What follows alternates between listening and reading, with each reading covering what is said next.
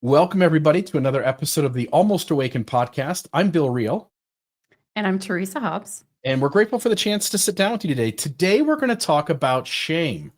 And we've got a bunch of different unhealthy behaviors. So recently, we've gone into fragilization, we've gone into boundaries. We've done a couple of others that are unhealthy things that religious systems do, that unhealthy family systems do. And today we're going to talk about shame. So I'm going to put this up on the screen. Here's a picture of some man feeling shame with the stamp of shame all along his arm. He looks really sad. Shame can make us sad. And I got the slideshow here up. What I wanted to point to start us off with, we're always trying to start off with some working definition. Shame as control, how unhealthy people and systems keep you small. This episode will explore how shame is used as a tool of manipulation, particularly in religious environments, but also in family systems and personal relationships.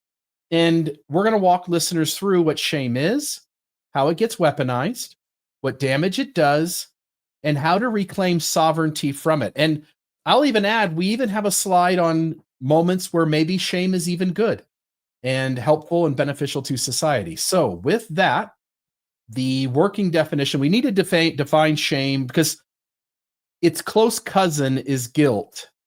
And I've done conversations around this before, but there are often something that is honorable or good in terms of how it's utilized in society. And then there's often these cousins of things that are very similar, can be confused for the thing, but are often used to hurt people or marginalize people or make people feel less than. And shame and guilt are these two words. And so guilt is this idea that I did something bad, and shame is the idea that I am bad. Guilt can be useful and adaptive as it points to misalignment with values. And, we all need to feel internally, we need to feel some guilt sometimes for our behaviors. We need to recognize, like, oh, I can't believe I did that. I did this thing and it hurt someone. And I want to show up better than that. And it didn't represent the values that I hold. When we contrast that with shame, though, which targets identity and often leads to hiding, disconnection, and self-loathing. Brené Brown, famous, I want to say psychologist, but social scientist, studying various things like vulnerability, shame being one of the other topics that she covers a bunch. She says it succinctly. She says, guilt says I did something bad. Shame says I am bad. I'll just ask you here on the onset, Teresa, are there any thoughts that you've got immediately about shame and guilt, or any general ideas about the two and within society? Yes. So Brené's work was so instrumental for me. I remember when her stuff came out, and it was the first person I'd ever heard who even spoke the word shame. And I just remember having this inner knowing that was like, I need to pay attention to this because it was so woven throughout my early life, especially while I was in Mormonism, and then it just permeated the rest of my life. And so her work was incredibly helpful to guide me to understand the difference between that guilt versus shame, because shame is corrosive and it will eat away at you, and it drives you. Like, shame's another interesting thing, in that it's, when you compare nervous system states, shame is akin to the dorsal shutdown state. So shame is like this place where we want to hide, we shut down, we our energy like dissipates. It's a really I'm trying to think of the right word to describe it, but it's a very dark emotion, a very heavy emotion, and it's a very disempowering emotion. That's, I think, what I was looking for. Yeah, shame. I was just thinking about this. I can't remember what it was. You and I were in a conversation, and you didn't do anything wrong in this moment, but you said something to me, and I remember feeling shame about it, and it caused me to like avoid just dealing with the conversation with you. And I think shame does that. Anytime we feel shame in a conflict, in being criticized, in a conversation, where we're trying to fit in and be part of a group, it will cause us to make excuses for our behavior rather than just deal with things. And we'll get to that later. There's a quote somewhere in this slideshow that speaks to the idea that if you just have the courage to speak out loud directly about your shame, it actually makes it go away. And I Yeah. remember in the moment that I was having with you, I felt that. I knew what my brain was telling me to handle it like, and I just said something to you that just addressed the shame out loud. And then, of course, as long as you've got a reasonable, healthy person across from you, at least moderately, they're going to let you off the hook and meet you where you are. And you did in that instance, by the way. But I remember just noting, and again, I wasn't even thinking about this topic today, but I remember noting at the moment going, I felt the impetus to handle this the way most of us do when we feel shame. Of course, I'm not going to do that here because I've got the wherewithal and I know what's going on. So I didn't. Now, of course, sometimes I get caught off guard and I absolutely still behave in my shame. But in this instance, I was self-aware of how shame works, and I addressed it head on. And of course, right then it went away. I want to note this quote here. This is from Sarah Rule, and I'm not familiar with her, but I saw the quote and I loved it. It says, "Shame is an odd emotion. It clings to things over which we have no control, like a scent. Uh, we don't have control over lots of parts of us, whether our uh, whether we're too tall or too short, whether our brand of human has a unique smell to it, whether our voice cracked or we accidentally burped, whether our genitals are too big or too small. We have all these weird things that uh, we get inside our head about, and we can't do a damn thing about them. And yet we are constantly either inside our heads, saying it under our breath, or we're saying it out loud, but we're often just apologizing or feeling horrible about the things that we can't even control. Yeah, and it's interesting because, talking about that how shame affects you in that way, I've experienced this, and I don't know how many people might relate, but like if I've had weight gain, for example, there's been this underlying belief in my brain that says I can't show up in the world. Like I cannot be seen if I have extra weight or if there's something different about my appearance. It's almost like I have to count myself out. I have to just go in the corner and hide away and never be seen again. And that's what shame does to you. It completely shuts you down. It makes you feel like you aren't worthy enough to be seen and in the world, be seen by others. It's really interesting. Yeah, and it is part of our the social cues we get, the social cues we give, the effort going back thousands and thousands, maybe tens of thousands, hundreds of thousands of years in wanting to fit in with our tribe, not wanting to be out of place. Even if you think about it this way, I mean, if you watch a National Geographic film and you watch the leopard on the prowl, and it's going over to the I don't know, I'm going to wildebeest herd, whatever it is, and the leopard is trying to find the one that's out of place. It's trying to find the one that's too old or too young, that's too slow. It's looking for the thing that is different because that's going to be the easier catch for it. It doesn't want to look for the one that fits in looking like all the others.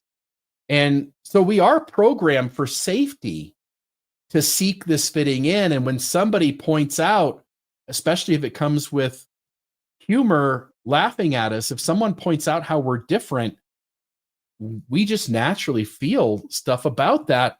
And as we just said, it's about things that maybe we can't even help.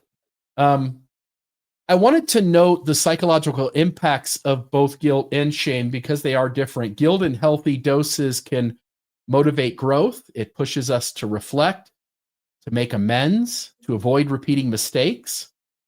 But when guilt lingers or becomes excessive, it turns toxic. Chronic guilt leads to anxiety, depression, low self-worth, and even physical symptoms like insomnia and headaches. When I read that sentence, I thought of you. because you are in this field of coaching where you specialize in helping people with chronic symptoms. And I'm since starting a relationship with you and learning about what it is that you do in the world, I now catch these moments where something is said that we all agree with, where the behaviors of society cause people to feel things so significant that it shows up as symptoms.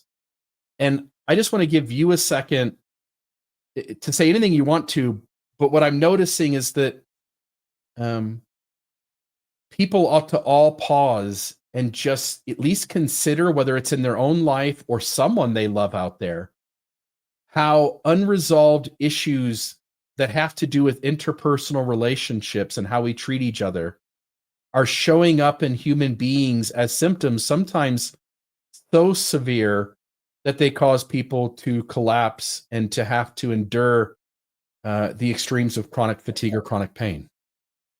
Yeah. So there's a couple ways that this can show up or present for people. So one is if we are shame avoidant, right? We want to avoid shame at all costs, then we might try to manage things outside of us to avoid the feeling of shame, which means we might become stuck in fight or flight in that sympathetic drive to like fix things and manage things and make sure everything's perfect. This is where perfectionism comes from. This is where OCD comes from. It's this thing that we're doing to sort of control and manage the unbearable feelings of shame or unworthiness inside.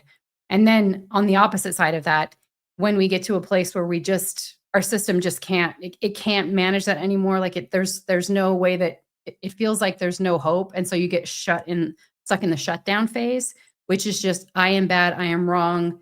You lose energy, you can be in what they call the dorsal state, and that in and of itself also drives certain types of symptoms, especially fatigue. Like that's where you get a lot of fatigue, depression, but where you get a lot of like anxiety or panic or OCD is when you're in that avoidance place where you're trying so hard to manage it and you're running from it. You're trying like hell to just avoid feeling shame. And yeah, so you can either be like wallowing in it or trying to run from it. Yeah, and here we were talking about the physiological impacts of guilt, but when it mentions chronic guilt, I think you're right. I think chronic guilt is tied to something else. Again, guilt on its own is this idea that something went wrong, I didn't do something right, and I can start today, I can correct the behavior, I can do something different. Yeah. Whereas shame is about who you are. You can't help but show up the way you are. And so chronic guilt is this idea to me that there's something out there that you feel guilty about that you just can't change. And Yeah. I'll give an extreme example. You and I have been watching documentaries recently on serial killers, which has been an interesting little ride for the last week or so. Ted Bundy, John Wayne Gacy. We're waiting for the new Netflix one about a female serial killer to come out. But if something happens to someone's child, their child, again, kidnapped, whatever, the horrendous things that happen at times, the parents are feeling chronic guilt for sure. But really, they didn't do anything wrong. They couldn't control the situation. Some other human who's unhealthy stepped in. And I can't help but at least wonder that really we're not talking about guilt in this situation. We're talking about them feeling the shame of thinking they could have done something different. Not that they actually could have done something different. And so I think when guilt turns into shame, when guilt becomes chronic, and I think it is connected to shame when that happens, as you're pointing out, and I'm saying here, can lead to anxiety, depression, low self-worth, even physical symptoms like insomnia or headaches, or worse, as you pointed out. When left unresolved, guilt can spiral into self-criticism or fuel disorders like OCD, which you mentioned as well. The key is recognizing guilt early and working through it before it stops being a teacher and starts being a tormentor. And I think that's an interesting thing too. The word tormentor has caught my eye over the last few years as well. One of the things that we do is that when we partner up with somebody, you and I are in a relationship, and I can't remember where I saw this. It was either in parts work or somewhere else, but that people who we care about and trust and value what they have to say, they can become a tormentor to us, that they bump into us and there's conflict and it stretches us and pushes us and at times is abrasive to us, but they're not tormenting us. Their differences are mentoring us, that they're opportunities to feel things, sit with things, be present with things, process things, and grow from them. And but in this instance, we're talking about something going too far, that guilt, or in some instances, shame, when it becomes chronic guilt, can become a tormentor. And you simply just live with these ill feelings of wishing you could have done something different. And it Yeah. stops being a teacher when you can just change, you can just learn from it and then try a new behavior, break old habits, and become someone who does something differently. Well, I want to tie this into, is there a section on religion? Yeah. Or, There's, maybe I'll keep this for then. okay. Psychological impacts of shame. Shame, unlike guilt, doesn't just target our actions, it attacks our identity. It's the deep, painful feeling that we are flawed at our core, that we're unworthy of love, connection, or belonging. While guilt says, I did something bad, again, Brené Brown, shame whispers, I am bad. Left unchecked, shame breeds low self-worth, social withdrawal, desperate need to hide. We all have felt that before. It often spirals into anxiety, depression, eating disorders, and a life of emotional isolation. So many people, whatever the things are they feel shame about, they will shape their life so as to avoid putting themselves in any space where they would have to feel that shame, even if the chance of that shame is less than 1%. People will run away from it. So people stuck in shame don't just feel bad, they feel broken. Healing shame requires compassion, not condemnation. Goes back again, I think, of the thought of, instead of asking, why did you do that? It's the Oprah Winfrey, Bruce Perry book of what happened to you. Healing shame requires compassion, not condemnation. Compassion is what happened to you. Condemnation is, why did you do that? Therapy, self-compassion work, and safe relationships can help break that toxic loop and rebuild a sense of inherent worth. Shame loses its grip when we stop running from it and start speaking it out loud in spaces where we're met with empathy instead of judgment. Any thoughts on that one? Otherwise, I'll move on to the shame cycle and we can chat about that. Yep, let's just keep going. Okay. Have you ever been in the shame cycle before?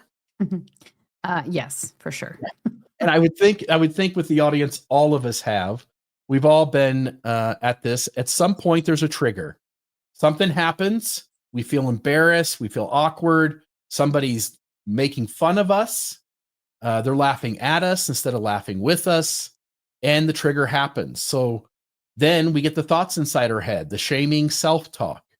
And that causes us to have emotional dysregulation. So then we leave the ventral state of our brain, the logical, reasonable part of our head, and we enter that lizard brain. We go into either fight or flight or freeze or fawn, because we're trying to get out of feeling the shame and specifically the dysregulation that comes with it.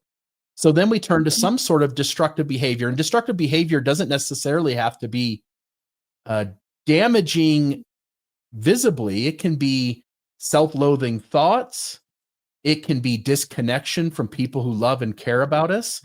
It can be any kind of behavior that is destructive to our connection to others and to ourselves. Eventually, do you want to say something there? Well, I was just gonna give an example of being in this shame cycle. That happened recently. You and I were having a conversation, and we were talking about boundaries. I think it was after our podcast on boundaries, and I had mentioned something that I did in the past, and I felt justified in why I did it. It was some way I crossed a boundary, and you were like, no, no, that's not okay. And I got really upset, because I'm like, well, of course it justifies it, But then as you were sharing it with me, I really got the message, like, yeah, that really wasn't okay. But I didn't want to sit with that. Like, it was so uncomfortable. So I kept fighting against it and sort of pushing against you. And then I recognized after that I was feeling really disconnected from you. I was kind of pulling away. So yeah. And as soon as I was able to say it, like as soon as we were able to have the conversation, I could talk about it, then my system sort of calmed down. So Yeah.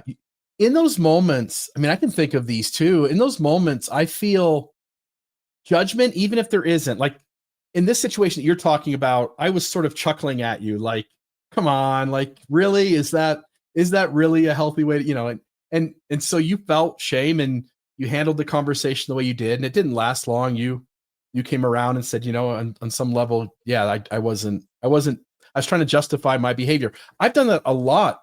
And when it happens, um I feel a lot of things that have me put walls up, and it doesn't matter if somebody is speaking truth to the situation. I want to avoid that. And the reality is, at least in like these moments, I don't really have any judgment for you. You're just being human like I'm being human. And what you point to is the moment this gets back to being normal, which is going from that destructive behaviors to returning to a calm state. It requires us, as you said, to confront the shame we're feeling and to just sit with it and not let it be the reasoning for why we show up the way we do. I don't think it's a simple thing either. I would guess on issues like this, and I can think of others, but in issues like this, that 95% of us, 98% of us struggle with showing up immediately in a responsible, healthy way, because shame is a deeply powerful feeling. Any other thoughts you have there? no, I agree with all of that. I think it's fascinating to just see how it plays out, even when you think you've worked on it, or you know what I mean. It's a very human thing. And I will say again, like the faster you can get to just speaking it out loud and disconnecting it from, rather than feeling like it's like engulfing you. If you can just say, "Wow, I'm feeling a lot of shame around this." Just that statement alone helps to sort of separate it from who you think you are and gives it space to move. And then you can start sort of address that with the safe person that you're with and work with it in a better way. So, This is one of the values that I think, you and I are coaches. This is one of the values I think coaching has for people. When a coach is really deeply aware of these human mechanisms, what causes them, how they spin out of control, and how we can help people to regulate. What interests me when I look at this is that at every one of these transitions, you could shorten the time that thing is happening, and you could prevent the next step from occurring. So, for instance, when you're triggered, there are people who are so grounded, so self-aware, they spent time meditating, whatever it is, they've gotten to the point that when certain triggers happen, they can immediately recognize it right then and prevent it from leading into any sort of deep shaming self-talk, right? And then other folks can stop it at the shaming self-talk before it gets too deeply into emotional dysregulation. And you can stop it at the emotional dysregulation and keep it from getting to destructive behaviors. And the secret is that any moment you confront what you're feeling, presence it, be aware of it, and have the tools to slow down and get back into that standard state of mind, you can exit any one of these negative moments and get right back to a return to a calm state. And anyway, I just note for folks, if you find yourself, look, again, things have happened to you. Those things have been horrible and shitty at times. We've all had horrible things happen to us. We all feel these kinds of human emotions that drag us into destructive behaviors and emotional dysregulation. But it really is learning the tools, having the resources that allow us to exit the shame cycle, get back to a calm state as soon as possible, where we're going to be the happiest, most content, and the most productive. So there's that. Okay. So here's the shame in religious systems. Do you want to say anything here? Do you want me to get a slide or two in? get a slide or two in. Yep. All right. So shame in religious systems. Shame is used to police behavior, especially sexuality and purity culture. doubt and disobedience, and roles related to gender, authority, and worthiness. And I don't know how to articulate this, but unhealthy religions use all the tools at their disposal to manipulate us. And it's interesting when we notice what the broad, general, overarching categories for this are. Why would a religious system want to shame us around doubt and disobedience? Well, because it doesn't want us challenging the system. Why would the system shame us in regards to roles related to gender, authority, and worthiness? Because the system is a hierarchy and it doesn't want us challenging the system. But I always find that sexuality and purity culture are interesting because most unhealthy religions have very strict rules around sexuality and purity culture. I don't know that in and of itself it has anything to do with not challenging the system. The system could have space for sexual openness. In fact, a lot of high demand, unhealthy systems actually have very open sexual cultures. I find that one interesting because I think there's something else going on there, and I think that's something that'll be worth exploring maybe in a later episode. I'll also say, oh, please. Can I touch on that? Oh, anything. Absolutely. Just for a second, because as you're saying that, what it reminded me of is like it's like a shackle in a way, or I'm thinking of like a wounded bird, like okay, chickens, for example. There are some chickens that can have the ability to fly or fly out of their coop. And so you cut their wings, like you cut the feathers on the wings, so there's a term for it, so they can't get out. And I feel like the shame around sexuality and purity culture, it's an actual wound. Like it keeps a person so focused on themselves that they can't pay attention to anything else out there.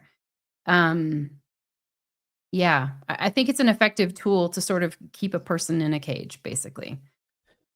Yeah. And I will add the thing I want to explore with that one, sexuality and purity culture, is that often the founder or the leaders within a high demand system want the privilege of having greater access to sexuality than the underlings in the system have. And by creating rules around sexuality and purity culture, you get to be the gatekeeper. And by being the gatekeeper, you create a space where you can more strongly manipulate people into, again, being able to take advantage of that privilege and be the gatekeeper that has access to greater sexuality than everyone else. Hmm. So I'll just note that. I think that's worth exploring at some point. Jonathan Haidt, a well-known social scientist, I've explored him in the past in regards to things like elevation emotion, which his definition matches very closely with, for example, Mormonism's idea of the Holy Ghost. But Jonathan Haidt is a social scientist studying how humans react in social situations. And he notes that angry gods make shame more effective as a means of social control. And I don't think he's acknowledging that gods are angry and that they're real. What he's pointing to is that unhealthy religious and spiritual systems that take deep advantage of shame in order to control and manipulate people often do so in the context of, at least in those moments, having their gods be perceived as angry or vindictive. And so it shows up that way. Okay. Next up here, we can go through this pretty quickly, but these are examples of how unhealthy religious systems use shame as a tool for control. And there's 10 of them. I'll go through them really quick. Shame around doubt, framed as weakness. So when the population of a unhealthy religious system, when they are collectively taught that doubt is a weakness, then if you begin to figure out that your religion might not be true, you now sense that you can't say anything out loud because the authorities of the tribe or even the other members of that religious system are going to frame you as weak, broken, less than. Number 2, service as a worthiness meter. If you don't accept a calling or worse, ask to be released. So for instance, in Mormonism, it's a lay ministry. People in the congregation are given responsibilities and they are taught explicitly that they are not to say no to callings. And so if you don't feel up to the task and you don't think it's in your best interest to take that calling, you're going to have to risk feeling shame for saying no. Number 3, educational or intellectual ambition is pride. Mormonism and other systems. By the way, every one of these has Mormonism as a main example, but underneath you'll see a parallel in another system where they do something similar. Education or intellectual ambition as pride. There have been instances in Mormonism where the leaders have noted that the enemy of all the list of kinds of enemies that the religious system has, one of those enemies is quote unquote so-called intellectuals. And so that being intelligent, being logical, rational, intelligent, informed, those things are sometimes labeled as being a bad thing. Being prideful, for instance, rather than just being the person in the room who has the most information and can explain the data point clearly. Number 4, public testimony meetings as shame theater. You're subtly expected to bear your testimony regularly. If you don't, others might see it as a sign that you're struggling spiritually. So in Mormonism, every month, there's this opportunity for everybody in the congregation to share their testimony. And if you don't like public speaking, you don't like to stand up there, you don't feel good about doing that, if you go a whole year of not sharing your testimony, members notice that. And you're seen as someone who maybe doesn't have a testimony or doesn't have the strength to stand up and say it. So number 5, shaming emotions that don't match the narrative. So expressing anger, grief, bitterness, such like having a faith crisis, for instance, or experiencing a death in a family is often seen as a lack of faith in God's plan. Mormonism, for instance, has a scripture and a teaching that says contention is of the devil. And so one can never push back against the system, even in the healthiest of ways, without being seen as being contentious. So there's that. In the next one here, the last 5, tithing as a loyalty test. So those who don't pay a full tithe are deemed unworthy. They can't go to the temple. Hence, there's shame sitting there in tons of teachings for them. Spiritual superiority through dietary shame. So, if the guy in the ward who has an occasional alcoholic beverage from time to time, if somebody's drinking coffee or tea in Mormonism, systems that have dietary restrictions, if you're not keeping that 100%, the system says something is less than about you. And so again, an opportunity to feel shame. Chosen or elect narratives that shame the outsider. So the insiders all talk about how they've been saved for the last days. They're the chosen. They're the very elect. And what that means is that the neighbor across the street who isn't a member of that system is something less than and is able to be deemed to feel shame for that. So there's that. Number 9 here is shaming mental health struggles or as sin or weakness. I can just, there's so many times when I was in the church that the overarching idea was that everyone should have the ability to just pull themselves up by their bootstraps and get shit done. And there was no tolerance because I wasn't dealing with depression, then you don't need to deal with depression. You shouldn't have to deal with it. I choose not to be depressed, so you should be able to just choose not to be depressed. And there's no allowance for people to be different from each other and for some people to feel negative emotions, any type of negative emotion, especially if it was long lasting or consistent or reoccurring. The systems often labeled those as people not strong enough, people who lacked faith. If you had faith, you could pray, it would go away. If you had faith, you could get a blessing and it would go away. And then number 10, sexual shame framed as protection of others. Women are taught to dress modestly so they don't tempt men, placing the burden of male arousal on female shame. Do you have any thoughts on any of these 10? All of them almost. No. They're just so fascinating because I see so much of this in Mormonism in particular. And if you can go back to the first slide. So sorry. The public testimony one, that's a big one. And I shared the story before about how I was at a girls' camp and, we were all around the fire and everybody was sharing the testimony and they were all expecting me to do it. And so I got double shamed. I was terrified to do it because I was afraid I was going to mess up and I would be publicly shamed for not following the protocol the right way. And then I was shamed for not doing it. So that was sort of a double-edged sword. The whole shaming emotions that don't match the narrative. Yeah, it's interesting. Like I was thinking about how Mormons, they do a lot of, it says here that like Buddhists tend to do spiritual bypassing, but I think Mormons do too.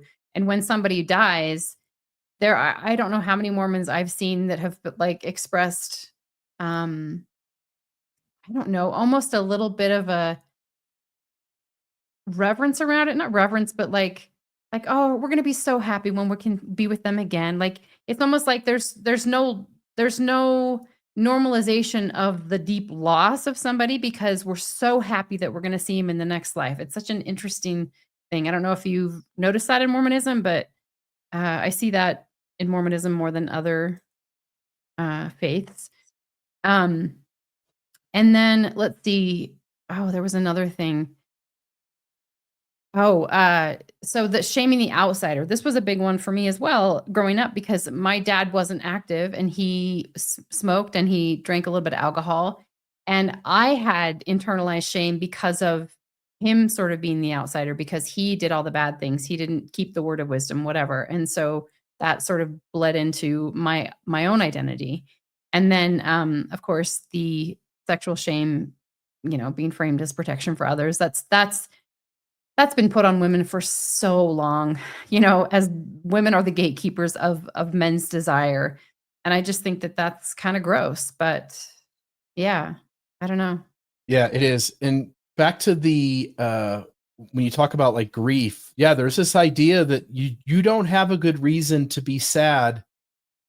The gospel takes care of all of that. And so your sadness on some level is just a sign of a lack of faith. And as you point out, it's so like you've experienced loss. You're not going to see that person again at the very minimum for the rest of this life. And if you have a loved one that you've lost, I lost my mom. She was 59 years old to cancer. And that was a horrific loss. I couldn't help but feel grief and be sad. I wasn't going to see my mom again in this life at the very minimum.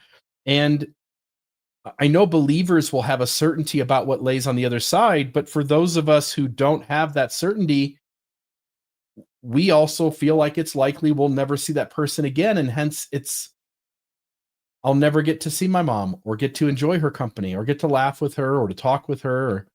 And the grief over that is a normal human expression and feeling. And it's weird how we make people feel guilt for feeling normal things. Yeah, and there are other spiritual modalities that shame, quote unquote negative emotions. A lot of the new age sort of beliefs are all about like, good vibes only, or I don't know. That stuff is kind of tacky to me. Good vibes only does tell everybody up front, don't come to this space unless you can only have the best of feelings here. Yeah. Yeah. All right. And then before we jump into families and relationships, let me put something else up here on the screen. We wanted to talk for just a moment about how the coaching is going. And so I'm going to take that off, put this up. Folks, you can go to awakenandthrive.org. That is the website that Teresa and I have ourselves listed as coaches on. And we just started our support group. We had our first support group this past Tuesday. I thought it went really well. Anything you want to say about that? No, I'm just really excited to start this, and I wanted to let people know that we wanted to cap the support group at 15, but we were also wanted to keep the possibility open of creating a second one if there was more interest. And so we have a waiting list for that, and we have some people that are already on the waiting list. When we get enough people to warrant a second group, we'll reach out to those people who are interested, and we'll coordinate a new time to meet for that one. So if you are interested, you can go to the same thing. It just says support groups, and it will take you to a link that you can click on to add your name to the waitlist.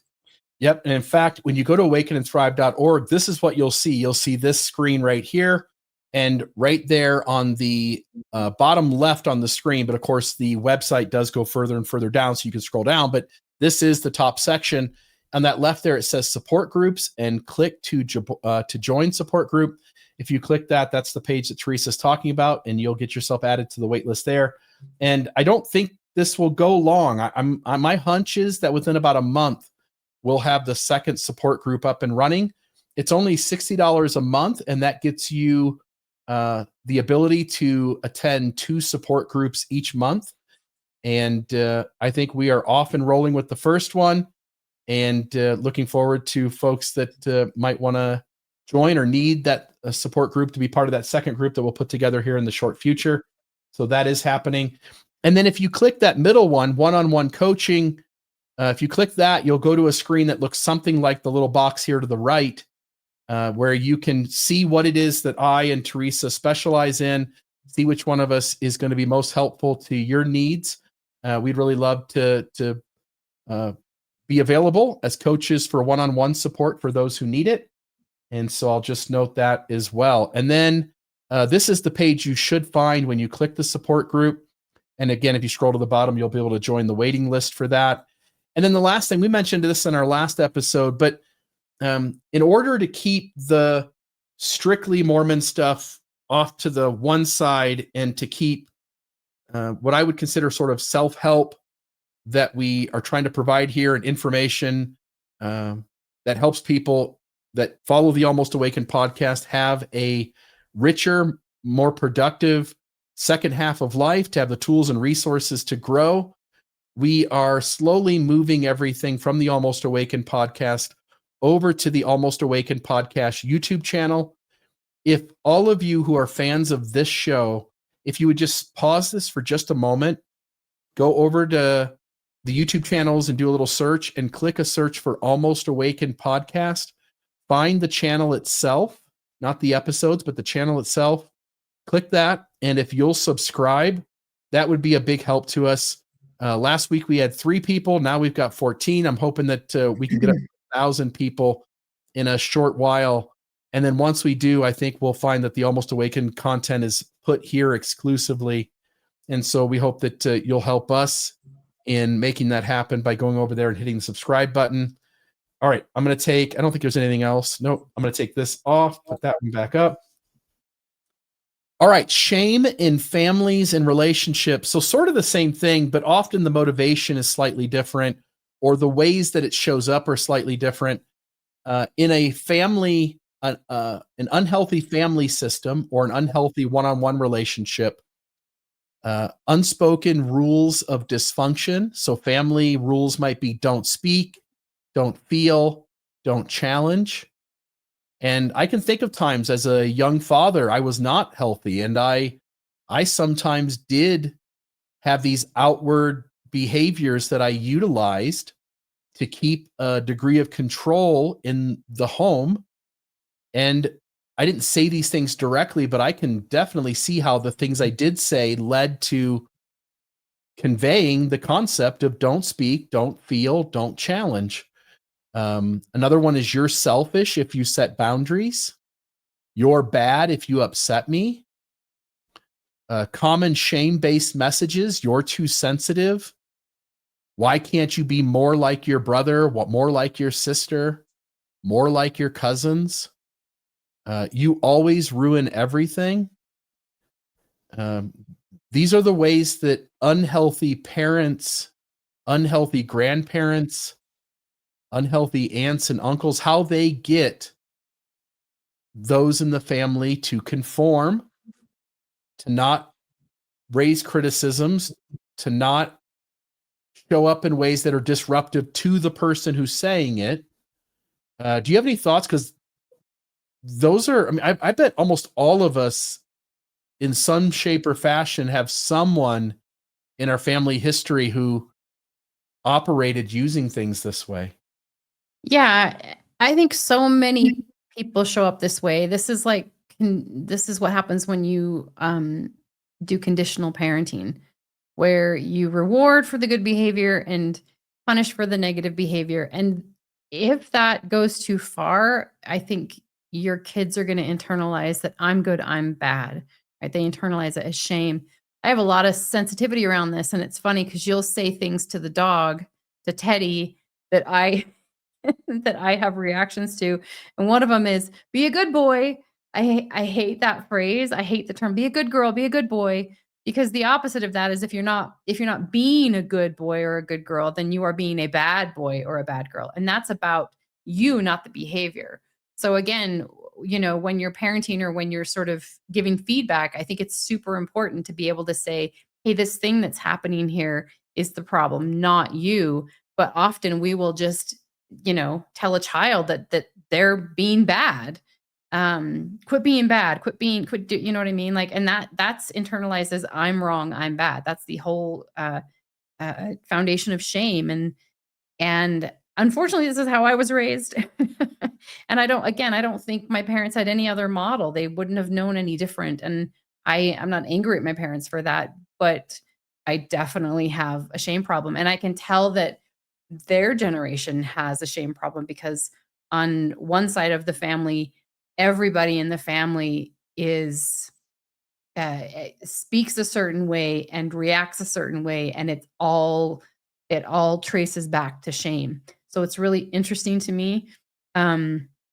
Yeah, and also, shame's a really good way when you're an overwhelmed parent to just get your kids to shut up. It's effective, it really is. But it's only effective short term. I think then it has long-term problems that happen because of that. So I get it, it's normal. I think so many people do it because it happened to them.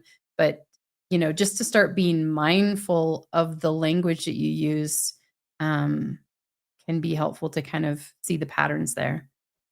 When you mentioned Teddy, I Poor Teddy. my first thought, I wanted to joke with you and go, Teddy doesn't know English. Teddy doesn't know what good boy or bad boy is as words or stories. He just knows tone and inflection and all of that. But then I thought too, then I started smiling as you were chatting, and it wasn't because what you were saying was funny. What you were saying was very serious. But also, we will have these psychological conversations with Teddy. We know he doesn't get it. He's a dog. He doesn't know what we're saying to him. But when he does misbehave, you and I will almost act like therapists, and we'll tell Teddy, Teddy, that behavior is really unhealthy and you're going to affect other people in the home. And we'll carry on these conversations with Ted as if he can understand what we're saying when he can't, and we'll chuckle at it. But yes, when we're dealing with human beings specifically, the way that we talk to them is going to impact how they feel about themselves. It's going to impact the narratives they make about who they are and what their life means, how to interpret their life experiences. And as you point out, a lot of us, when we needed to get control of a situation and it wasn't going the way we wanted it to, a lot of us at one time or another have resorted to this kind of behavior in order to get control of the situation again, in order to get others to do or be what we needed them to be in that moment so we could stop feeling disrupted. But we are running the risk and often are causing deep harm. It said here, emotional manipulation is shame in a velvet glove. I've been around people who their tone is nice, like they say it nicely.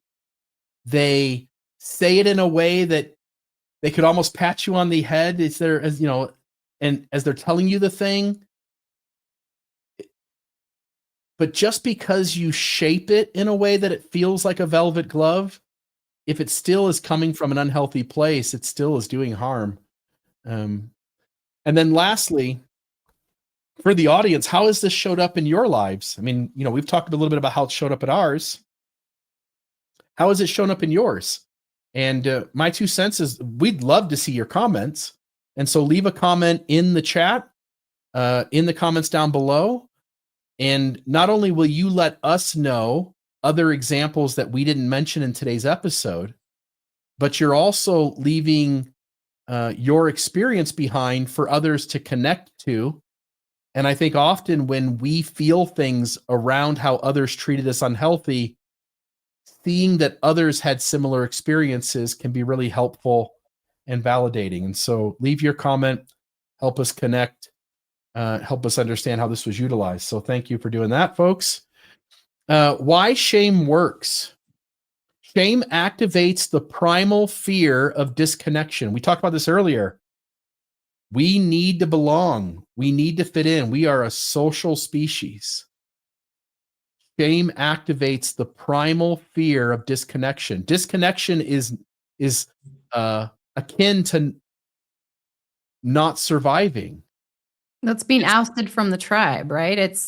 And that's, I think, why people, when they do feel shame, they want to make themselves smaller. Like, please, I'll do better. Please don't kick me out of the tribe. It's kind of like, let's make myself invisible so that I don't get the repercussions of being ousted from this safety. Yeah, and if your belonging is conditional, shame becomes the currency. Mm. People who feel shame are easier to control. They're less likely to rebel or ask questions. They're more likely to self-censor. They're easier to isolate and label as the problem. And the quote here that caught my eye was, "If I can make you ashamed of yourself, I never have to control you. You'll do it for me." And I thought that was interesting. There are so many moments where if a group or a system can make you feel shame, you will self-censor yourself. You will disconnect yourself from rebellion. And by rebellion, I don't mean real rebellion. I mean rebellion to the system of questioning. The system can get you to shut up without actually saying shut up. Yes, and that's exactly what I was trying to illustrate when we were talking about why do religious systems often have a thing around sexuality and purity culture? Because if you can get someone to feel shameful about such a normal human thing, a normal human drive that everybody has and that comes online at a certain age, guess what? You have control over them. Yeah, 100%. Okay, this next one here, the damage it does. And so internalized shame leads to anxiety. I think we've all felt that. If we just stop for a moment, if we just think of a time or two that we felt immense amounts of shame, and then think about other moments. So that thing happened long ago. And now if you think about the present, what kind of interactions, experiences, people do you stay away from so that you never have to even get close to that experience from long ago when you were susceptible to shame? And so I think we can all connect with the anxiety that causes, depression, addiction, codependency, chronic people pleasing or perfectionism, fear of authenticity and vulnerability. For me, that was a big one. I didn't want to feel shame. I did not want to feel like I didn't belong in the group. So I just chose to put on the mask that the group asked me to wear. And I stayed away from being my authentic self and from being vulnerable. In religious trauma, spiritual obsessive compulsive disorder, so OCD, but with a spiritual component to it. I'm thinking of people who keep the rules simply for the reason so as to not feel othered by the authorities in the tribe, and that shows up in lots of ways. Disembodiment, distrust of self. I've heard people respond to questions in that way as well, talking about how They don't trust themselves, that they'd rather have the leaders lay out the rules because they don't trust themselves to keep the rules, because somewhere along the way they didn't keep a rule and they were made to feel things about that. Shame becomes a lens through which the person sees themselves and the world. I'm always one mistake away from being unlovable. And I think religion makes us at times feel like there's no chance we could make it. And then you get so obsessed with keeping every rule. I forget what it's called. Somebody will know it. Somebody will put it in the comments, but it's the feeling that you're not, even the little things you're not getting right, and there's this over need to correct, to confess the little things, and to Scrupulosity, or yes, yep. So I yeah. think in some way scrupulosity can be one manifestation of this, where I'm always one mistake away from being unlovable. Yeah. Well, I want to share a story just regarding the damage that it does. I deconstructed from, well, I won't even say deconstructed. I'm still deconstructing as of today. But I left Mormonism when I was 20 years old. But the damage that I experienced from that church happened in my teens. Like there was an experience I went through that I explained through the lens of Mormonism. That was my only way to sort of understand it. And that lens caused me to have such a toxic interpretation of the thing that happened to me that I was, the only way I could sort of function in life was to develop all kinds of strange maladaptive coping mechanisms like OCD. So that just kind of came out of nowhere. I had obsessive compulsive disorder. I had panic attacks. I had anxiety. I had dissociation. I I can't even tell you how much of my life I spent living in utter fear of annihilation, just constantly thinking about, which kingdom am I going to end up in, and mostly thinking that I was probably going to end up in outer darkness. And for those of you who don't know what that means in the Mormon faith, it's their version of hell. Essentially, there's like three tiers of I don't know, what do they call it? Three tiers of, Well, there's like 3 tiers of heaven. yeah, And then heaven. if you don't get to heaven, then you're in outer darkness, and that's where Satan and his minions are all at. Yeah. So for me, that's all I could think about, and it was just so unhealthy. I sometimes don't understand how I made it through that time. And looking back, sometimes I'm like, well, man, I should have been committed at some point, because I was just like, the thoughts that were going through my head were so crazy. And it was all based on this lens that I saw myself through from this Mormon religion that had all these very strict and rigid rules and interpretations about what things meant, and therefore what, who I was, and where I was going to end up, and what I was worthy of, and my value. All of it was just so layered and uh, very unhealthy. And it wasn't until, I turned 20 that I finally realized that maybe I didn't have to keep myself in that toxic stew. I realized that it was helpful for some people, but it was really very unhealthy for me. So yeah. And even years after that, it wasn't like, that's when I sort of took myself out of the system.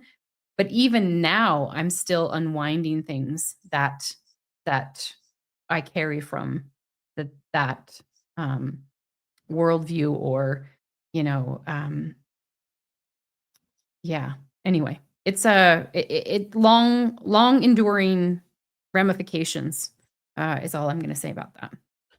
Yeah. Um, it is impressive, and I don't mean that in a good way. It's impressive how many things affect us human beings, especially when we're younger. And almost no set of parents are super healthy. Almost no neighborhood, school system, religious system is super healthy. So inevitably things happen and we're affected. And then we spend those formative years coming up with mechanisms that allow us to deal with those things that happen to us, allow us to avoid future infractions.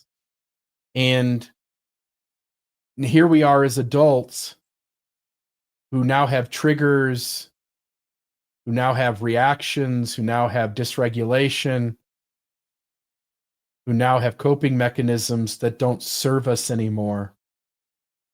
And as we just now talked about the things that happened to us and what they led to, how they affected us, now I want to jump into the section where we try to help people see what was going on and see it now when it happens so that they can begin to do something different. And so,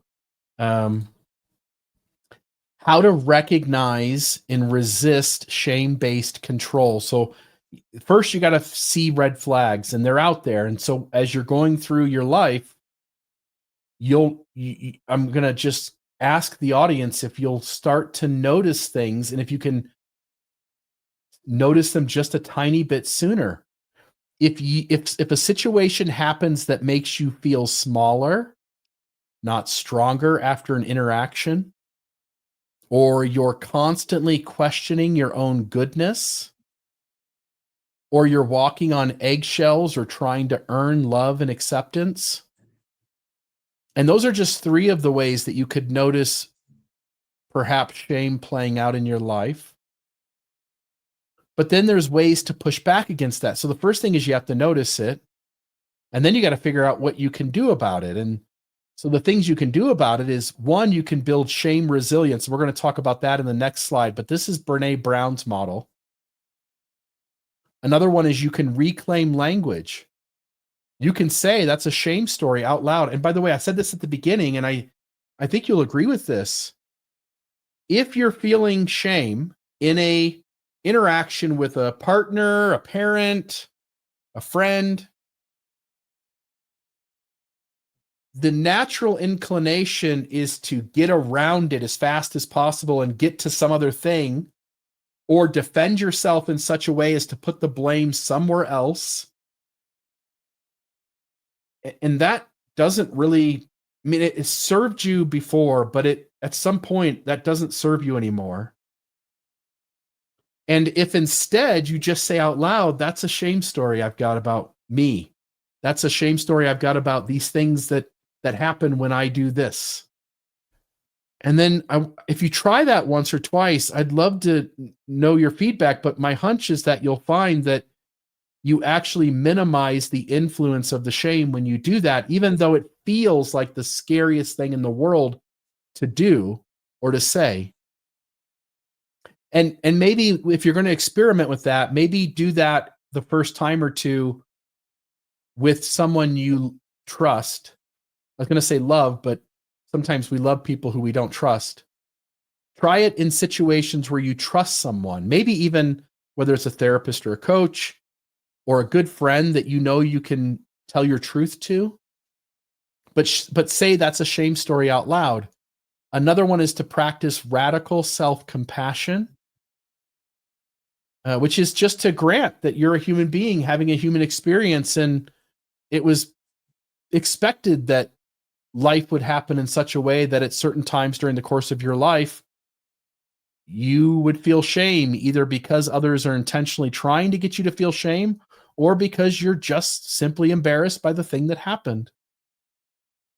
Another is to surround yourself with people who mirror your worth back to you. And the last one here is to reconnect to body cues. Shame is often felt viscerally. A tight chest, a hunched posture. When I saw that, because I agree, and I can think of people who have a hunched posture. I've got a little bit of one. I can think of people who have that.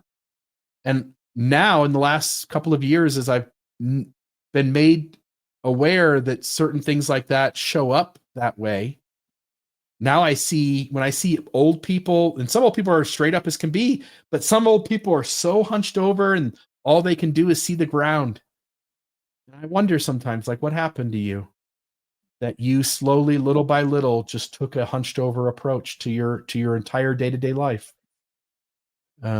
Anyway, Any thoughts you have on these, and then I'll go into Brené Brown's model specifically. No, I want to keep going. Okay, so here, shame spiral. Again, we've talked about that. An event triggers feelings of inadequacy, guilt, embarrassment, feeling you can't do anything right, that you're a failure, thoughts that everyone is judging you, upset with you, dislikes you, gathering evidence that all of your thoughts are true, the urge to quit, isolate, withdraw, run away, anxiety, depression, hopelessness. And eventually, whenever you choose, once you've got the tools and the awareness, you can choose to exit that shame spiral. And it names the things there. Forgive your mistakes. Find the root of the shame. Work on self-talk. Have compassion for yourself. Find a healthy emotional outlet and talk about your feelings. But I did want to talk about Brené Brown's shame resilience theory all by itself.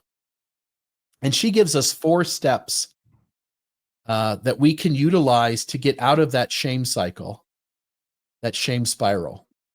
He says, 1, we can recognize the shame. Notice what it feels like in your body. Hear it in your thoughts. Again, I'll just say, I think this is one of the great things that coaches offer. You know, when you and I sit down with folks, one of the things we're really trying to do is get people to slow down enough that they can feel what's going on internally as things are going on in their head or things are happening to them in the outside world. And so if we can get you to feel it in your body and to hear it in your thoughts, such as I'm not enough, I don't belong, or those feelings that we talked about a few slides ago of like a tight chest or a hunched posture. So the first thing is to recognize it. The second thing is to practice critical awareness. Ask, what story am I telling myself? Or you could, if someone else is telling you a story about who you are, is that story actually true or is it just inherited? Number 3, reach out, share it with someone safe. Empathy kills shame, secrecy feeds it. So you might find yourself in a moment, an experience, an interaction where something was done that you felt shame. And that wasn't the safe place to say anything out loud. But once you get away from that interaction or situation, go find someone who's safe and then share what happened and share specifically that you felt shame around that. Because empathy from others or from yourself towards the thing, it kills shame. And it's when you hide or disassociate or disconnect, it's then that secrecy feeds it. And then the last thing is to speak shame. Name it out loud. Own your experience. Shame can't survive without being spoken and met with compassion. Shame can't survive being spoken and met with compassion. So shame doesn't exist in a space where it's being said out loud and being met with compassion by yourself or by others. And I'll just say here, reminder, shame thrives in silence, secrecy, and judgment. Resilience begins the moment we name it and reach for connection. Your thought? Yeah, I would say about 70% of what I do in a coaching relationship is offering anti-shame, meeting people, listening to the shame story. And for if it's appropriate or I feel like it's going to resonate or be helpful, I'll share my shame story with a client just to help them know that they're not alone, to normalize it, and to help show them how I walked out of that, so that they have permission to be able to walk out of it and leave it behind, because it's really hard. And what I think is really cool about this time that we're in now is that there are more people talking about this. Brené Brown is incredible. Her work has been amazing. There's so many people who know who she is and who understand more about shame because of her. And so there are more places that we can speak our shame. When I was a teenager and I was going through all of the religion-based shame, there was no one to speak to. And so when you talk about how, empathy kills shame, secrecy feeds it, there was no place to speak it. I think I attempted to speak it once and it wasn't received. There was nothing came back to me, and I learned like, oh, this cannot be spoken of. And so I was held in this prison of shame for over a decade until I actually had a safe space to share it with someone. And so if you are someone who is carrying a shame story and you feel imprisoned by it, you know, just just consider what it might be like to release yourself from that burden. And again, this is where you have to be discerning. You really don't want to speak your shame story to everyone. And even sometimes I've heard people share it with a therapist and it wasn't received well.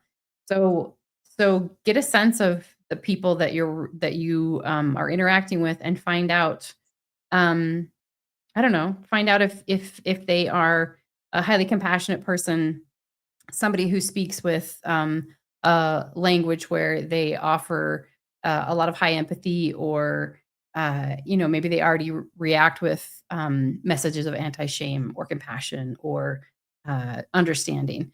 And then, if you have a moment or an opportunity, yeah, share it with someone who you feel you can trust and see what happens. I like that. There's 2 slides left, and this is the one slide where I want to sort of push back against everything I've said just Mhm. a little bit. And it's this idea of why shame can't be discounted completely. Shame isn't just a bad emotion. It evolved as a moral and social signal. When we act in ways that violate our own or a group's ethical code, shame warns us that we're out of alignment and helps us correct course. When experienced in healthy moderation, shame fosters self-awareness, empathy, and integrity. It's a part of what keeps communities functioning and people accountable. The key is that shame becomes destructive when it's chronic, misdirected, or weaponized, which is part of what we talked about earlier with how family systems and spiritual systems use it, but weaponized by others or systems and left unresolved. And I gave 2 examples here. Um, but I want to just note some of the moments where I made the most drastic changes to never ever find myself in a position again that I found myself in before that I wasn't proud of, was to feel shame. And so I had moments in the past where something happened and I felt like I had compromised my integrity, and I learned that because of the immense amount of feelings of shame around that situation. And so I don't think shame is entirely bad, but I think it is mostly bad, and I think it's misused often by people, systems, to get others to do what they need them to do. And so 2 examples here: ethical accountability in leadership communities. So when a leader or institution behaves in a way that violates its stated values, imagine a public official who lies or abuses power. A collective sense of shame can trigger apology. An apology in and of itself, who knows who gives sincere apologies, who's doing it just to get back in the good graces of whatever. But it also leads to reform or removal of whatever the bad thing was. It can be removal of the person as a leader, but it can also be removal of those types of leadership standards or behaviors. And so, in this way, shame acts as social feedback, enforcing trust and integrity. And so, it's not so much about making a person feel shame so that they step away, it's about showing all authorities in a system that if they cross certain lines, the system is going to have to deal with the embarrassment of that. The second one here is with children. I think this is even a bigger one: moral development in children and socialization. Shame in mild, appropriate doses can help children recognize the impact of their behavior on others, such as, quote, when you hit that kid, you made them sad, unquote. This recognition of social consequence isn't just guilt, about doing something wrong, but realizing I caused harm in linking behavior, self-reflection, and correction. Shame in this sense helps build empathy and moral responsiveness. So I can think of moments where one of my kids or one of my grandkids did something that caused or could cause someone else to be hurt or sad. And to say to that kid, hey, you did XYZ and that hurt that person and that caused them to be sad. We're going to cause that kid to feel some shame sometimes. In mild doses, again, this isn't just me claiming this is what the research shows, is that it helps kids to develop empathy and understanding for what their choices lead to.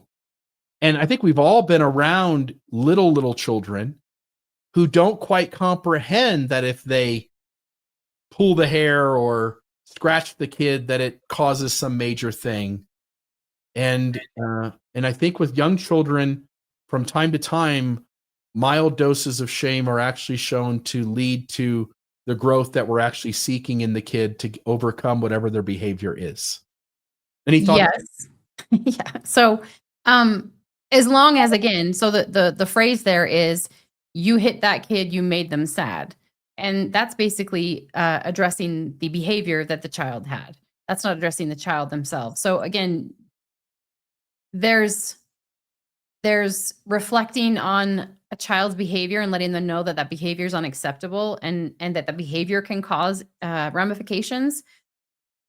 But you still have to be really careful. I don't think it would ever be healthy to shame a child and tell them that they are inherently wrong or bad, So I think language there is really important. Yeah. Yeah. All I'll say there is that, yes, as the adult in the room, we're trying to address behavior. But what I'm saying is that for the kid, there are instances where they feel shame. Yeah. In early child development, that actually leads faster to corrective behavior and better understanding of what it is their behavior caused. Yeah, for their behavior, not inherently as who they are. Yeah. Yeah. Okay. All right. There's that. And then the last thing I wanted to show, and there are lots of books out there on shame. I'm not even going to argue that these are the 3 best books, although I don't think you can ever go wrong with Brené Brown. But when I tried to figure out what material out there was most beneficial to folks studying this topic, these were the 3 books that were at the top of the list. So Healing, The Shame That Binds You by John Bradshaw. I thought it was just me, but it isn't, by Brené Brown. And that one's written specifically to women, but there were many people who commented that the book was helpful for men as well. And then the last one is Shame and Pride, Affect, Sex, and the Birth of Self. Affect, Sex, and the Birth of Self by Donald L. Nathanson. And so those are 3 books if folks do want to follow up this episode by learning more about the impact of shame and understanding how it proliferates through our society and what harm it causes and how we can overcome it. Those are 3 great books, I think, to get the conversation started. Any last comments from you? No, this is just a far-reaching topic. I think a lot of people, there's nobody, other than sociopaths and narcissists who don't feel shame. But I would even say narcissists actually feel shame. They just are very disconnected from it. But you can't go wrong with any of Brené Brown's work. She has another book called The Gifts of Imperfection, which actually may be the one that you mentioned. She may have changed the name of it. I thought it was Me or something, but I can't remember if that's the same book or not. But anyway, she's got a lot of great work. And just take your time with this. And the most important thing is to just normalize this and recognize that it's a human thing. And to gently and slowly sort of unwind the self-blame and feelings of unworthiness that we have that are connected to shame, and to be able to also understand and trace it back to the systems that we've been a part of, or like whether it's a family system or a religious system or an institutional system of some kind, and be able to recognize like, oh, that was put on me. That's not me. That was because I learned something that was very untrue. And that's where you can start to sort of emancipate yourself from, again, toxic shame in a way that keeps you held captive and in a sort of prison. Yeah. So, folks, I hope this episode was helpful. And if you do need extra support, please seek out one-on-one coaching, whether it's with us or with a therapist or someone else. Please get the help that you need. And we're grateful for the chance to bring this stuff to you. Please hit like or subscribe. And if you go to almostawakened.org and click the donate button, just $5 or $10 a month is helpful to us keeping these conversations going far into the future. We're really grateful to bring this stuff to you, and we hope that this helps you develop a healthier, happier second half of life. And with that, we'll say good day, and we'll see you for the next episode of the Almost Awakened podcast. Bye-bye. Thanks for tuning in to the Almost Awakened podcast. For more tools, resources, and real talk about conscious living, visit almostawakened.org. That's almostawakened.org, your resource for waking up